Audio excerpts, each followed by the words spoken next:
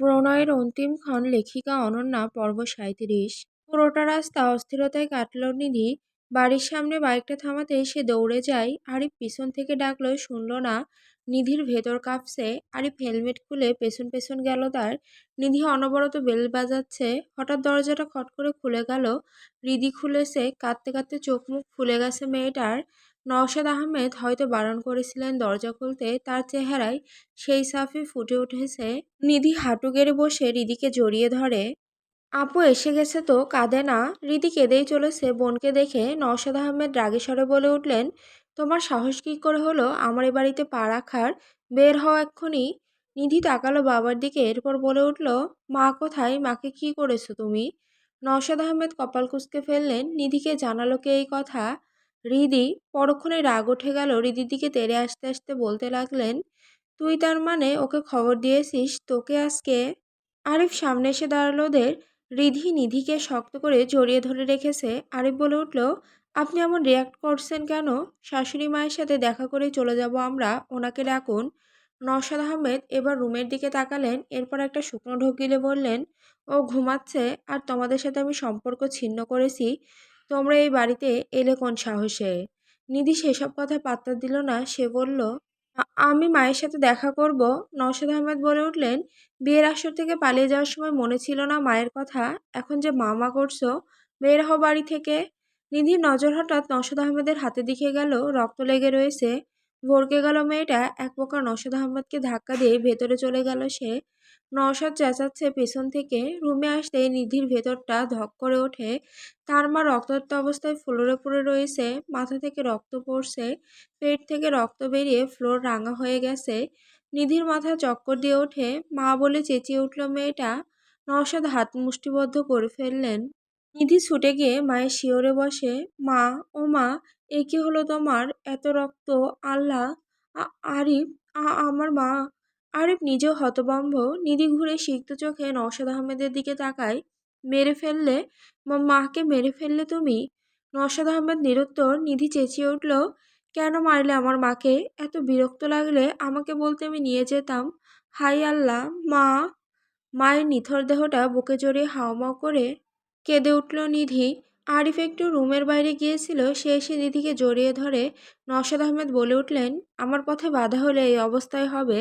আর তোর মায়ের মৃত্যুর জন্য তো তুই দায়ী। বেচারি তোর জন্য নিজের প্রাণটাই দিয়ে দিল। নিধি হতভম্ব হয়ে তাকায়। নওশাদ আহমেদ পাশ থেকে রিভলভারটা নিয়ে ঘোরাতে লাগলেন। আরিফকে মেরে তোকে আনতে যাচ্ছিলাম আমি। শাহিন বলেছে যে তোকে ওর ছেলের সাথে বিয়ে দিলে ও আবার আমার সাথে বিজনেস করবে। কোটি কোটি টাকার ব্যাপার এটা, বুঝতে পারছিস তুই? কিন্তু মাঝপথে বাধা দিল তোর মা। কিছুতেই যেতে দিবে না আমাকে, তাই বাধ্য হলাম। চুপ করো, চুপ করো। তুমি তুমি একটা অমানুষ। টাকার জন্য তুমি? হায় আল্লাহ, এটা কি করলে তুমি? নিধি কাঁদতে কাঁদতে বলল কথাগুলো। আরিফ বলে উঠল, আমি পুলিশকে কল করেছি, এক্ষুনি আসতে তারা। নওশাদ আহমেদ চমকে গেলেন। পরক্ষণে হো হো করে হাসতে লাগলেন। বলে উঠলেন, জেলে পাঠাবে আমাকে? এত সহজ? যদি যেতেও হয় তবে তোদের ধ্বংস করে যাবে। কথাটা বলে নওশাদ আহমেদ আরিফের দিকে বন্দুক তাক করলেন। নিধি আঁতকে উঠল। রিধি আরিফের সাত খামচে ধরে কাঁদছে। আরিফ হাসল। নওশাদ আহমেদ কপাল কুঁচকে ফেললেন। Hands up. নওশাদ আহমেদ ঘাড় ঘুরিয়ে পেছনে তাকালেন। পুলিশ দেখে ভড়কে গেলেন। এত দ্রুত পুলিশ চলে এলো? উড়ে আসলো নাকি? নওশাদ একটা শুকনো ঢোক গিললেন। বন্দুক ফেলে দিন মিস্টার নওশাদ। নওশাদ আহমেদ হঠাৎই রিদির হাত ধরে হ্যাঁচকা টান মেরে নিজের কাছে নিয়ে এলেন। রিদি আপু বলে চেঁচিয়ে উঠল, এক পা নড়বেন না ওসি সাহেব, নড়লেই গুলি করে দিব। ওসি সাহেব হাসলেন, বললেন, করেন গুলি, আপনারই তো মেয়ে, আমাদের আর কি? নওশাদ আহমেদ ভয়ে ঘামছেন, মাথা ঠিক নেই তার। এখন আমি কাউকে চিনি না, সত্যিই মেরে দিব। আপনি মারুন আর আমরা আঙুল মুখে দিয়ে বসে তা দেখি। নিন মারুন। নওশাদ আহমেদ রেগে বলে উঠলেন, ভেবেছেন পারবো না? এক্ষুনি মেরে দিব। জলদি মারেন, এরপর জেলে নিয়ে যাই। নওশাদ আহমেদ ওসির দিকে বন্দুক তাক করে বললেন, আপনাকে মেরে দিব, যেতে দিন আমাকে। ওসি সাহেব এবারও হাসলেন। বাসা থেকে বের হওয়ার সময় এটা ভেবে বের হই যে আর বাড়ি ফিরতে পারবো না, আর আপনি আমাকে প্রাণের ভয় দেখাচ্ছেন। নওশাদ আহমেদ অন্যদিকে গুলি ছুড়লেন। সবাই চমকে উঠল। মেরে দিব যদি যেতে না দেন। দিন। নওশাদ আহমেদ একটা শুকনো ঢোক গিললেন। এ কেমন পুলিশ রে বাবা, একটু তো ভয় পাবি। নওশাদ আহমেদ ঠিক করলেন সত্যি গুলি করবেন, তাকে বাঁচতে হবে যে করেই হোক। তিনি একটা লম্বা শ্বাস টেনে টিগারে প্রেস করতে নিবে, ঠিক তখন অদ্ভুত এক ঘটনা ঘটল। ভয়ঙ্কর এক বায়ু দূষণের শব্দ, গন্ধে সবারই অবস্থা খারাপ। নওশাদ আহমেদ থম মেরে গেছেন। লম্বা শ্বাস নিয়েই ভুলটা করেছিলেন তিনি। তার দিকে ঘুরেই কাজটা সেরেছেন ওসি সাহেব। তিনি উঁচু পেটটা ধরে বললেন, আহ শান্তি। নওশাদ আহমেদের হাত থেকে বন্দুকটা পড়ে গেল। একজন কনস্টেবল নাক চেপে বলে উঠল, আমাদের স্যারের হিডেন ট্যালেন্ট এটা। নওশাদ আহমেদকে খপ করে ধরে ফেলল। নওশাদ এখনও ট্রমায় আছে। আরিফ নাক কুচকে বলে উঠল, ওসি সাহেব, আপনার এই হিডেন ট্যালেন্ট অপরাধীদের পার্সোনালি দেখানোর অনুরোধ। ওসি সাহেব হো হো করে হেসে উঠলেন। নিধি বলে উঠল, আপনারা মজা করছেন এখানে। আমার মা। আরিফ। আরিফ সময় ব্যয় না করে নম্রতা বেগমকে কোলে তুলে নিল। রিদি বোনের কাছে এলো ছুটে। ওসি সাহেব বললেন, আমার গাড়িতে করে নিয়ে চলুন, অ্যাম্বুলেন্স আসতে আসতে দেরি হয়ে যাবে। মাথা নাড়িয়ে সেদিকেই গেল ওরা। ওসি সাহেব হতাশার শ্বাস ছাড়লেন। মনে তো হচ্ছে না গিয়ে কাজ হবে। আল্লাহ, এমন স্বামী এমন বাবা কারণ না হোক। নিধির বাবার বডি পোস্টমর্টম করতে নিয়ে যাওয়া হলো। নিধি একবার দেখে চোখ ফিরিয়ে নেয়। নওশাদ আহমেদকে গাড়িতে তোলার সময় কেউ গুলি করে। গুলিটা সোজা মাথায় বিদ্ধ হয়, যার দরুন সাথে সাথেই মারা যান তিনি। নিধির মায়ের অপারেশন চলছে। ডাক্তার বলেছে বাঁচার চান্স ভীষণ কম। মাথায় আঘাত প্লাস পেটের আঘাত অনেক গভীর। তাছাড়া অনেক পরে হসপিটালে আনা হয়েছে তাকে।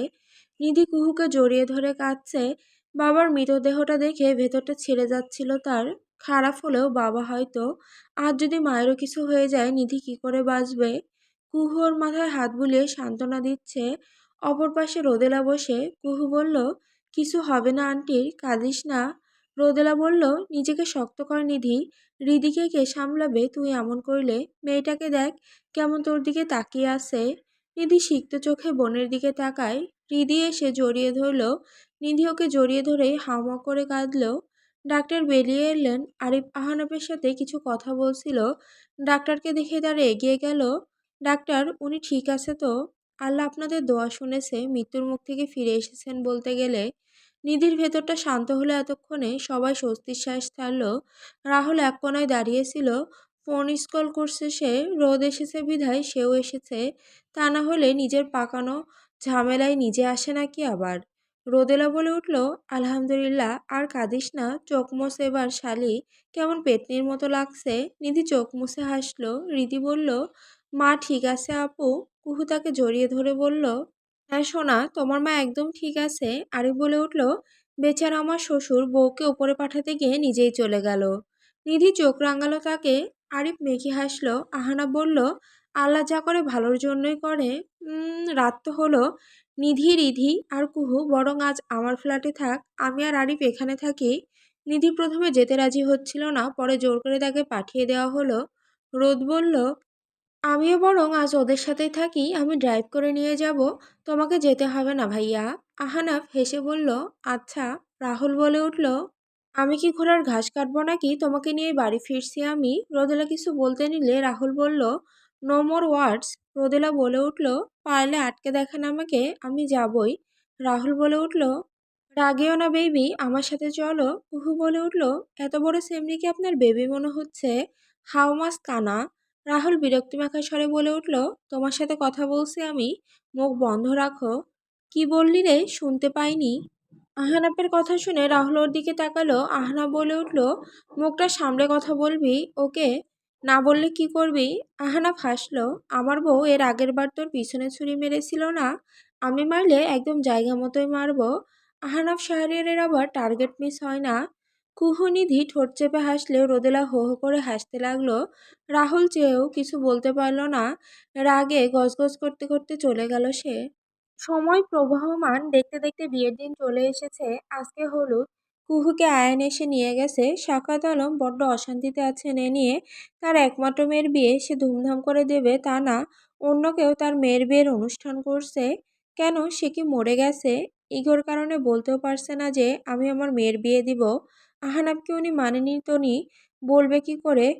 কোনো কিছু ভাল লাগছে না তার। হারুন রহমান তো শপথ নিয়েছেন যে ওই আহনাফের সামনে কোনোদিন যাবেন না। আহনাফের নাম নিলেই তার পেছন ব্যথা করে। শাখাত আলমকে এমন নিরাশ দেখে বললেন, কি হয়েছে স্যার? সানায়ার বিয়ে আজ? জি স্যার। শাখাত আলম দীর্ঘশ্বাস ছাড়লেন, ফাইলটা টেবিলে রেখে উঠে দাঁড়ালেন। আয়ান দাওয়াত দিয়ে গেছে বিয়েতে, নিজের মেয়ের বিয়েতে কিনা অতিথি হয়ে যাবেন তিনি। আজকে তো হলুদ, মেয়েটাকে কেমন লাগছে দেখতে ঠিক করলেন যাবেন তিনি। মেয়েটাকে দেখার লোভ সামলাতে পারছেন না। হারুন, গাড়ি বের করো। হারুন রহমান প্রশ্ন করলেন না, হয়তো বুঝছেন তিনি। চুপচাপ চলে গেলেন। আয়ানদের বাড়ি আজ আলোয় ঝলমল করছে, পুরো বাড়ি সুন্দর করে লাইটিং করা হয়েছে। কুহুর মামা এসেছেন গত পরশুদিন।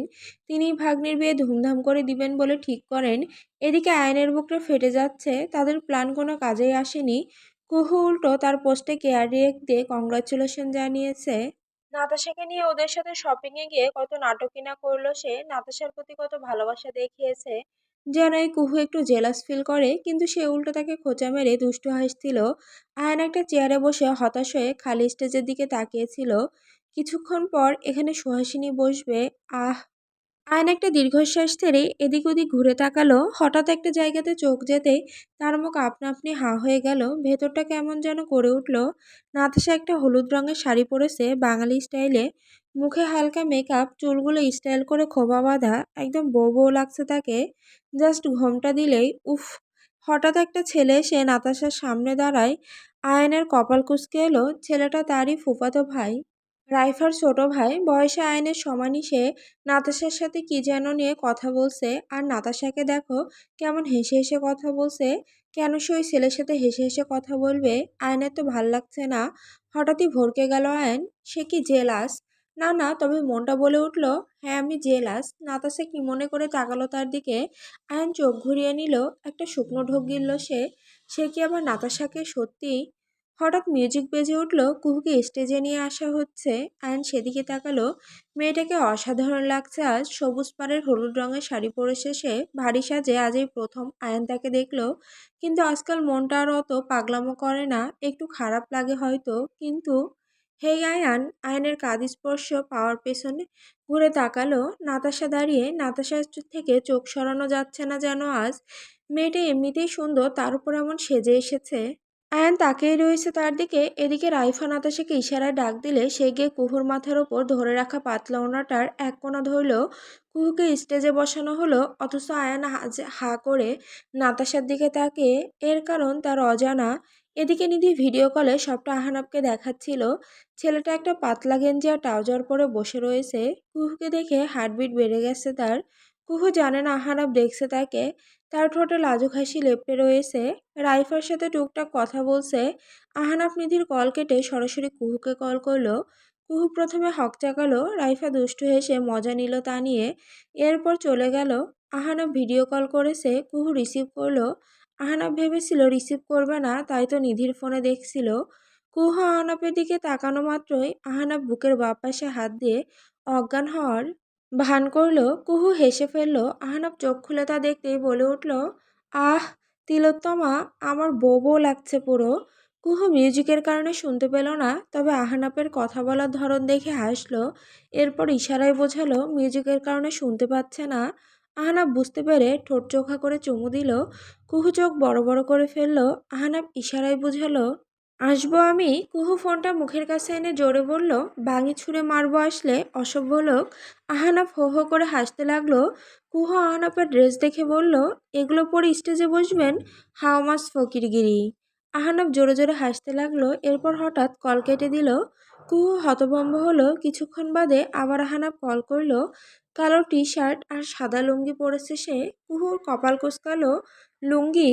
আহনাফ হেসে ইশারায় বোঝালো এটা পরে স্টেজে যাবে। কুহু মুখ কুঁচকালো, বলল, প্যান্টই তো খুলে যায় আপনার, লুঙ্গি তো সেকেন্ডের ব্যাপার। আহনাফ চোখ বড় বড় করে ফেললো এটা শুনে। কুহু খিলখিল করে হাসে। কিছুক্ষণ কথা বলে কল কেটে দেয়। ভাই, বল। রাফি হতাশ স্বরে বলে উঠল, নিজের বউয়ের বিয়ের হলুদের অনুষ্ঠানে গেস্ট হিসেবে এসেছি, দিলটা পুড়ে যাচ্ছে। আহনাফ হাসলো। রাফি বলল, এসব পড়েই যাবে? আহনাফ শাহরিয়ার কথা রাখতে জানে।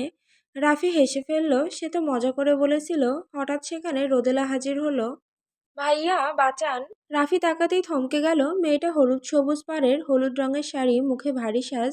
আহ! এদিকে রোদেলা রাফিকে দেখে ভড়কে গেল। আহানা বলল, কি হয়েছে? রোদেলা রাফির থেকে নজর সরিয়ে বলল, রাহুল্লা পেছনে পড়ে গেছে, বলে কি না কি? রাফির গম্ভীর স্বর, বলে কি না একটা চুমু খাবো বেবি। রাফি ঠোঁট কামড়ে পাঞ্জাবির হাতা গোটালো, শালাকে তো। বেবি। রাহুল এসে হাজির হলো হঠাৎ। রোদেলা ভড়কে গেল। আহনাব পরিস্থিতি সামলাতে বলল, রোদ আমার কয়েকটা ছবি তুলে দে তো।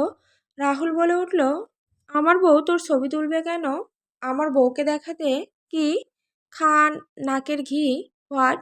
তুই হলি গন্ধওয়ালা পাট। আহানাপের কথা শুনে রোদেলা ফিক করে হেসে ফেলল। রাফি তোর আগে গজগজ করছে। রাহুল ফোঁস করতে করতে চলে গেল। রাফি বলল, শালার মুখটা ফাটিয়ে দিতে পারলে শান্তি পেতাম। রোদেলা বলে উঠল, প্লিজ মদনাগিরি করবেন না। এ বাবা, আপনার বিস্কুট কই আজ? রাফি রোদের দিকে সম্মোহনী দৃষ্টিতে তাকিয়ে বলল, তুমিই তো আসো, বিস্কুট দিয়ে কি করব? আহনাব কেসে উঠল। রোদেলা বলল, সাদাই তো আর মদনা বলি না, শালা বিস্কুটখোর মদন। রোদেলা চলে গেল। রাফি বলে উঠল, হেই চৈনি, স্বামীকে অপমান করো? হ্যাঁ, ঠাডা পড়বো ঠাডা। রোদেলার উত্তর শোনা গেল, যেটা না শুনলেই ভালো হতো বোধহয়, বালের স্বামী। রাফি হতাশ হলো। আহনা ফো ফো করে হেসে উঠল। শাখাত আলমের গাড়িটা এসে থামলো। গার্ডস তাকে ঘিরে ফেললো। শাখাত আলম নামলেন। ভেতরটা কেমন মোচড় দিয়ে উঠল। মেয়েটার বিয়ের দায়িত্বটাও নিতে পারলেন না। তিনি ভেতরে যেতে কুহুর মামা এগিয়ে এলেন। কি পরম সৌভাগ্য আমার। আসুন আসুন। এই কে, কোথায় আছিস? ঠান্ডা কিছু নিয়ে আয়। ব্যস্ত হবেন না, আমি আছি। স্যার আসুন। শাখাত আলমের দিকে সবাই তাকিয়ে কুহু তাকালো তার দিকে। আচমকা মেয়েটার চোখ ছলছল করে উঠল। শাখাত আলম তাকালেন মেয়ের দিকে, মুচকি হাসলেন। কুহু চোখ সরিয়ে নিল। হতাশ হলেন শাখাত আলম। তাকে ভেতরে নিয়ে যেতে চাইলে তিনি যেতে চাইলেন না। তখন কুহুর মামা বললেন, স্যার আপনি ভেতরে বসুন, আমি বরং কুহুকে পাঠাচ্ছি। শাখাত আলম দীর্ঘশ্বাস ছেড়ে গেলেন। সামনে নির্বাচন, তার উপর আক্রমণ হওয়ার সম্ভাবনা অনেক। তাই হয়তো ভদ্রলোক কথা বললেন। তিনি গেলেন বাড়ির ভেতরে। আয়ান নিয়ে গেল। যাওয়ার পথে আনোয়ারা বেগমের সাথে দেখা। হারুন রহমান দাঁত কেলালেন তাকে দেখে। আনোয়ারা বেগম মুখ কুঁচকালেন তাকে দেখে। হারুন রহমান বললেন, আপনার হাতের আখ চা খেতে চলে এলাম। আজকে কি আখ দিবেন চায়ের সাথে, নাকি অন্য কিছু? আহা হারুন। হারুন রহমান থেমে গেলেন। আনোয়ারা বেগম হেসে বললেন, চা পাতির জায়গায় গোবর দিব ভাবছি, আপনার মাথায় তো সেটারও অভাব আবার। ভদ্রলোকের হাসি উবে গেল। আয়ান বলল, আহা মা। দুজন দুজনকে ভেঙচি কাটলেন ওনারা। শাখাত আলম কুহুর রুমে এসে বসলেন। কিছুক্ষণ বাদে কুহু এলো। ভাবিনি আপনি আসবেন। শাখাত আলম তাকালেন মেয়ের দিকে, হেসে বললেন, আমার মেয়ের বিয়ে আর আমি থাকবো না? তোমার মা নির্ঘাত আমাকে ওপর থেকে গালিগালাজ করছে, তোমার বিয়ের দায়িত্ব নেইনি বলে। কপাল। হঠাৎ কুহু দৌড়ে এসে জড়িয়ে ধরল বাবাকে। শাখাত আলম থমকালেন। অবিশ্বাস্য যেন এটা। কেন আমাদের সম্পর্কটা আর পাঁচটা বাবা মেয়ের মতো না? কেন এত দূরত্ব বাবা, কেন? কুহু কাঁদছে আজ। শাখাত আলমের চোখেও পানি এলো। জড়িয়ে ধরলেন মেয়েকে। আমার ভুল মা, আমার দোষ সব। প্রতিশোধের নেশায় পাগল হয়ে গিয়েছিলাম আমি। আমার কারণে আজ এত দূরত্ব। কুহু কিছু বলে না, সে কাঁদছে। হেসকে উঠে গেছে কাঁদতে কাঁদতে। কাঁদতে কাঁদতে বলল, ভালোবাসি বাবা, ভালোবাসি। এতক্ষণ তোমার অপেক্ষাতেই ছিলাম আমি। ভালোবাসি বাবা।